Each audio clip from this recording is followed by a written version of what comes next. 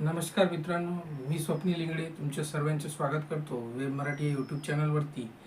आजचा जो टॉपिक आहे SSB कॉन्स्टेबल भरती 2026 करिता फॉर्म कशा प्रकारे भरायचा आहे. SSB म्हणजेच सशस्त्र सीमा दल 827 जागेकरिता भरती निघालेली आहे. तर त्याचे फॉर्म आपल्याला कशा प्रकारे भरता येईल ते आपण आजच्या व्हिडिओमध्ये पाहणार आहोत. चॅनलवर पहिल्यांदा आला असेल तर चॅनलला सबस्क्राईब करा, लाईक करा. चला तर मग आजच्या व्हिडिओला सुरुवात करूया. सशस्त्र सीमा बल कॉन्स्टेबल भरती 2026 करिता 827 जागाकरिता भरती निघालेली आहे. त्याच्यामध्ये आपल्याला पद 11 प्रकारचे पद आहे. त्याच्यानुसार पदसंख्या पण आहे. तर आपण बघू शकता या ठिकाणी 11 पदं आहे. त्याच्यानुसार UR, EWS, OBC, SC, ST अशा टोटल आपल्या कॅटेगरीनुसार आणि पदानुसार जागा डिवाईड केलेल्या आहे. त्याच्यानंतर आपण या ठिकाणी आल्यानंतर आपण बघू शकता की आपण कोणत्याही एका पदाकरिता फॉर्म भरू शकतो आहे. ज्या पदासाठी आपण पात्र आहोत ते आपण कोणतंही पद आपण भरू शकतो. त्याच्यानंतर आपण पे स्लिप जो पगार मिळणार आहे त्या पदांकरिता 21,700 ते 69,100 पर्यंत असणार आहे. त्याच्यानंतर आपण इलिजिबिलिटी आपल्या जे पदांकरिता आपली जे पात्रता आहे तिच्यानुसार आपल्याला बघून घ्यायचं आहे. या ठिकाणी 10वी पास वगैरे लागणार आहे आणि समजा एक्सपिरियन्स वगैरे याच्यानुसार आपण कोणत्या पदासाठी पात्र आहोत ते आपल्याला बघून घ्यायचं आहे. त्याच्यानंतर आपल्याला आपण ज्या पदासाठी पात्र आहोत त्यासाठी आपल्याला फॉर्म भरून घ्यायचा आहे. फॉर्म भरण्यासाठी आपल्याला या ठिकाणी ऑफिशियल वेबसाईटवर यायचं आहे. सशस्त्र सीमा बल रिक्रुटमेंट या ऑफिशियल वेबसाईटवर यायचं आहे. आपण बघू शकता याच्यानंतर ॲडव्हर्टायझिंग वगैरे जे काय आहे ते या ठिकाणी दिसेल आपल्याला. त्यानंतर आपल्याला आपण पहिल्यांदा येतो त्या घटना आपल्याला रजिस्ट्रेशन करून घ्यायचं आहे. आपण कोणत्या पोस्टसाठी अप्लाय करायचं आहे ते आपण या ठिकाणी निवडायचं आहे.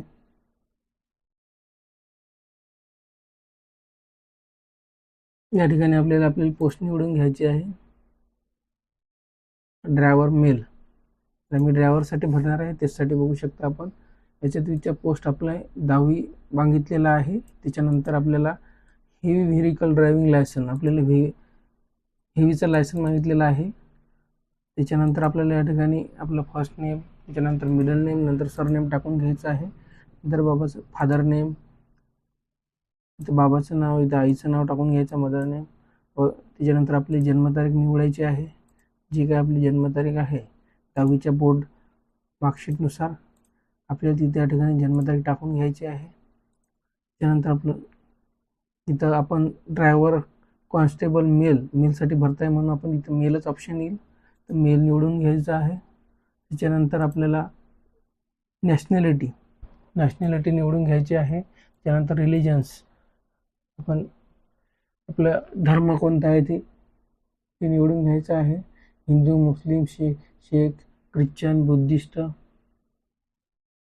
आपण जे आपल्या रिलिजन येते ते निवडून घ्यायचं आहे. त्याच्यानंतर आपल्याला विचारलेलं आहे मॅरिटल स्टेटस, आपण मॅरिड आहात, अनमॅरिड आहात, डिवोर्स आहात की विधवा आहात हे विचारलेलं आहे. नंतर त्याच्यानंतर आपल्याला कॅटेगरी विचारलेली आहे. जनरल, EWS, OBC, SC आणि ST. या ठिकाणी आपल्याला आपली जी कॅटेगरी आहे ती निवडून घ्यायची आहे. आपण इथे या ठिकाणी OBC निवडलं ते आपण ठिकाणी बघू शकता की आपल्याला व्हॅलिड आपल्याला काढून घ्यायचं आहे. नोटिफिकेशनच्या पहिले आपल्याला या आपल्या ॲडव्हर्टायझिंगमध्ये आपल्याला फॉर्मॅट दिलेला आहे त्यानुसार आपल्याला सर्टिफिकेट काढून घ्यायचं आहे फॉर्म भरण्यापूर्वीच. SC जी कॅटेगरी आपली ती निवडून घ्यायची आहे. निवडल्यानंतर आपल्याला या ठिकाणी विचारेल आपण मराठा वगैरे या कम्युनिटीतून बिलॉंग करता का, तर आपण असेल तेच करायचं आहे, नसेल तर नो करून घ्यायचं आहे. त्यानंतर विचारलं आहे वेदर इफेक्टेड 1984 गुजरातमध्ये जो हल्ला झाला होता 2002 मध्ये आणि 84 मध्ये, त्याच्यामध्ये आपल्याकडं काही किल वगैरे झाले सर्टिफिकेट आहे का? असेल तर येस करायचं आहे, नसेल तर नो करून टाकायचं आहे. नंतर आपल्याला एक सर्व्हिसमॅन आहे का विचारत आहे. असेल तर येस करायचं आहे, नसेल तर नो करून घ्यायचं आहे. त्या डिपार्टमेंटमध्ये आपण सध्या कामाला आहे का? असेल तर येस करायचं, नसेल तर नो करायचं आहे. तर हॅव व्हॅलिड व्हेरिकल हेवी लायसन्स, समजा या ठिकाणी आपण ड्रायव्हरचा भरतो आहोत, त्या कारणामध्ये आपल्याला येस करावे लागेल, पण येस करून घ्यायचं आहे. त्याच्यानंतर आपल्याला या ठिकाणी विचारेल आयडेंटिटी टाईप. आपल्याला या ठिकाणी जे आपलं आयडेंटिटी प्रूफ आहे त्या ठिकाणी टाकून घ्यायचं आहे. जे आपल्याकडं निवडायचं आहे ते निवडून टाकायचं आहे. त्यानंतर आपल्याला त्या आयडेंटिटी प्रूफचा नंबर टाकून घ्यायचा आहे. नंतर आपल्याला आयडेंटिटी मार्क वगैरे जे काय असेल ते आपल्याला टाकून घ्यायचं आहे. नंतर मोबाईल नंबर, आपल्या शरीरावर जे काही राहते निशाणी वगैरे, तीड वगैरे, ते जे काय असेल ते आपण टाकून घ्यायचं आहे. त्याच्यानंतर मोबाईल नंबर, नंतर ईमेल आय डी टाकून घ्यायचा आहे. आता या ठिकाणी आपल्याला क्वालिफिकेशन डिटेल्स टाकून घ्यायची आहे. आता या ठिकाणी जो स्टार आहे तेच कंपल्सरी आहे, ते टाकून घ्यायचं. या ठिकाणी आपल्याला बोर्ड टाकून घ्यायचं आहे. त्याच्यानंतर कोणत्या वर्षी आपल्या एक्झाम वगैरे पासआउट झालो ते टाकून घ्यायचे. नंतर रोल नंबर, नंतर आपला जो बोर्ड सर्टिफिकेटवरचा जो सर्टिफिकेट नंबर आहे, बोर्ड सर्टिफिकेटवरचा प्रमाणपत्र नंबर, तो टाकून घ्यायचा आहे. नंतर कोणत्या तारखेला त्या ठिकाणी मार्कशीटच्या बोर्ड सर्टिफिकेटच्या खालच्या ठिकाणी राहते ते आपल्याला डेट टाकून घ्यायची आहे. त्याच्यानंतर आपण सायन्स वगैरे की एनी सब्जेक्ट हे आपल्याला कोणतं आहे ते निवडून घ्यायचं आहे. नंतर आपल्याला या ठिकाणी पर्सेंटेज किती आहे ते टाकून घ्यायचे आहे. 12वी असेल 12वी टाकून घ्यायची आहे, डिप्लोमा असेल डिप्लोमा, ग्रॅज्युएशन असेल ग्रॅज्युएशन, आणि पोस्ट ग्रॅज्युएशन असेल तर पोस्ट ग्रॅज्युएशन टाकून घ्यायचं आहे. त्याच्यानंतर आपण माहिती भरल्यानंतर आपल्याला दुसरा पेज ओपन होईल, ॲड्रेस डिटेल्स. या ठिकाणी आपल्याला विलेज, आपल्या गावाचं नाव टाकून घ्यायचं आहे. नंतर आपला जो पोस्ट ऑफिस आहे तो पोस्ट ऑफिस टाकून घ्यायचं आहे. त्याच्यानंतर आपली तहसील म्हणजे तालुका टाकून घ्यायचं आहे. आपलं पोलीस स्टेशन कुठे येते, तालुक्याच्या ठिकाणी येते, दुसऱ्या ठिकाणी येते, ते आपल्याला या ठिकाणी जी आपलं पोलीस स्टेशन असेल त्याची माहिती आपल्याला टाकून घ्यायची आहे. टाकल्यानंतर या ठिकाणी स्टेट,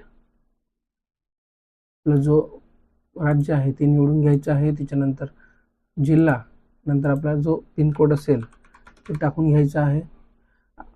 आपला दोन्ही ॲड्रेस सेम असेल, समजा परमनंट ॲड्रेस आणि करस्पॉन्डिंग ॲड्रेस वेगवेगळ्या ठिकाणी राहत असाल तर वेगवेगळ्या टाकायचं आहे. आपण दोन्ही सेम ठिकाणी राहत असाल तर या ठिकाणी आपल्याला दोन्ही येस करून घ्यायचं आहे. दोन्ही ठिकाणी एकच ठिकाणी राहतो आपण ते टाकून घ्यायचं आहे. ते टाकल्यानंतर आपल्याला या ठिकाणी विचारेल डिक्लेरेशन ऑफ क्रिमिनल केस. आपण कोणत्या ठिकाणी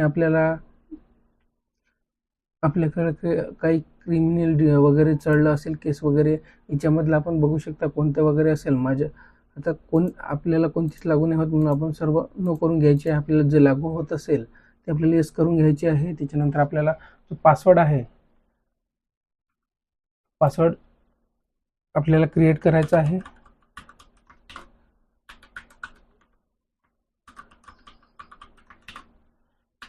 पासवर्ड टाकल्यानंतर 6 अंकीच टाकायचा आहे आपल्याला, DARWH. नंतर आपल्याला हे पूर्ण डिक्लेरेशन जे आहे त्या पदासाठी आपण भरता ते इथं दिसेल. त्याच्यानंतर आपल्याला इथे डिक्लेरेशन आपल्याला क्लिक करून घ्यायचं आहे. प्रोसीड या बटनावर क्लिक करून घ्यायचं आहे. प्रोसीड केल्यानंतर आपल्याला या ठिकाणी जो आपण फॉर्म भरला आहे त्याचा समजा आपल्याला प्रिव्ह्यू दिसणार आहे. ते आपल्याला या ठिकाणी व्यवस्थित चेक करून घ्यायचं आहे. सर्व माहिती जी काय आपली ती चेक करून घेतल्यानंतर आपण या ठिकाणी आपला जो डिक्लेरेशन आहे ते नंतर आपण कॅप्चर टाकून घ्यायचं आहे. टाकल्यानंतर सबमिट या बटनावर क्लिक करून घ्यायचं आहे. आपली दुसरी कॅटेगरी वगैरे असेल तर आपण SC निवडलं, त्या कारणामुळे आपल्याला इथं चलन दिसत नाही आहे. OBC असल्यास आपल्याला या ठिकाणी चलानचा ऑप्शन येईल, ते पे केल्यानंतर आपल्याला फॉर्म दिसेल. तर आपण आता या ठिकाणी सबमिट करून घ्यायचं आहे. सबमिट केल्यानंतर आपल्याला या ठिकाणी फोटो अपलोड करायचा आहे. फोटो कशा प्रकारे अपलोड करायचा आहे ते आपण पाहणार आहोत.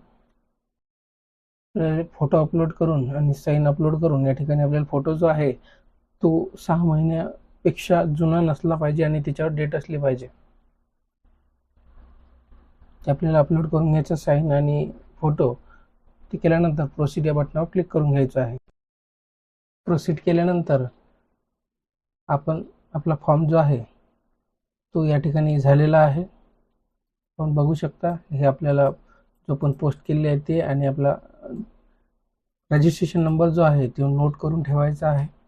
व्यवस्थितपणे मोबाईलमध्ये स्क्रीनशॉट काढून ठेवायचा आहे किंवा या ठिकाणी आपल्याला लिहून घ्यायचं आहे. आपण प्रिंट या पर्यायावर क्लिक करून घ्यायचं आहे. आपल्याला प्रिंट येईल ते आपल्याला प्रिंट काढून घ्यायची आहे किंवा सेव्ह करून घ्यायची आहे.